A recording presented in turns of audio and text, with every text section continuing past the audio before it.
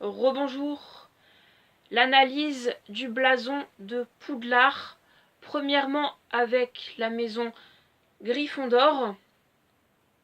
On peut voir que le lion se tient sur les pattes arrière et est tourné à l'intérieur du blason.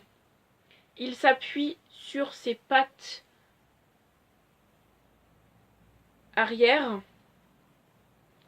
pour mieux faire face au serpent. Voilà, et l'affronter, bien sûr. Il lui prouve sa force en se mettant à sa hauteur, prêt à l'attaque. Courage et force donc chez les Gryffondors. Voilà.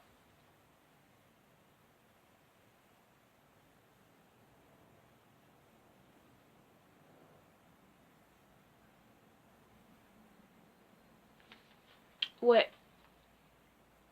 Après, je vous montrerai en fin de vidéo le petit blason. Comme ça, vous comprendrez bien. Ensuite, maintenant, je vais passer à la maison Serpentard. Donc, le serpent ne touche à peine le H ou le blason par la bordure. Il se contente de son espèce et l'occupe bien, mais ne cherche pas à ce qu'on lui offre plus. Voilà. Les Serpentards ne tiennent pas à être aidés, soutenus par l'école ou les autres maisons, afin d'atteindre leur but rusé et malicieux, vicieux et rusé. Comme le lion est prêt à attaquer, il y a une menace constante chez les Serpentards à cause des Gryffondors. Et en fait, Dieu des ténèbres, le serpent, donc ça c'est un peu lié à la mythologie, aux recherches que j'ai pu faire. Voilà.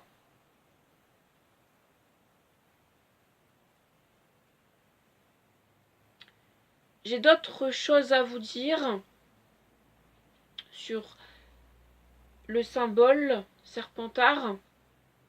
Le serpent et le lion, et aussi pour du coup la créature de Gryffondor. En haut du blason pour faire apparaître une sorte de hiérarchie, c'est pour ça qu'ils sont situés forcément pas en bas. Car parmi les 4 maisons, ce sont vraiment ces 2 maisons-là qu'on voit le plus dans la saga et que J.K. Rowling a voulu les positionner de façon plus importante que Poufsouffle et Serre d'Aigle, si je peux dire ça comme ça.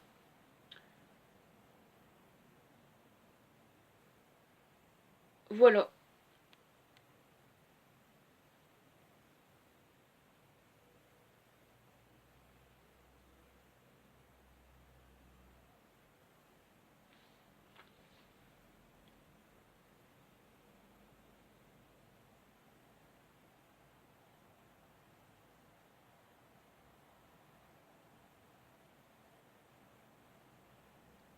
Et en fait, maintenant je vais vous parler du coup de Poufsouffle et de Serre d'Aigle. En fait, Poufsouffle et Serre d'Aigle sur le blason de Hogwarts sont vraiment mis en bas car c'est vraiment, selon apparemment le point de vue de J.K. Rowling, les 2 maisons les moins importantes de Poudlard. C'est vraiment les 2 maisons qu'on voit le moins. Mais pour moi, elles sont tout aussi importantes. Là, j'essaye de me mettre à la place de J.K. Rowling. Voilà. Je pense que j'ai tout dit. J'ai rien oublié. Je suis en train de vérifier, mais je pense que c'est bon.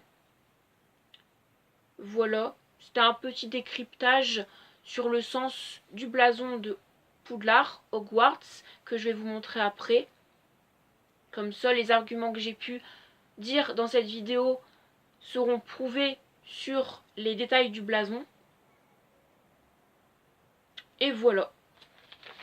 Donc bah c'est parti, je vais vous montrer le blason. Voilà.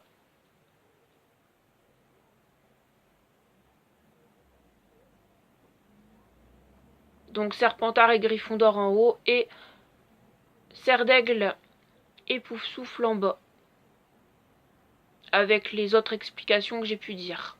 Donc la courbure du lion, le serpent prêt à attaquer, etc. etc.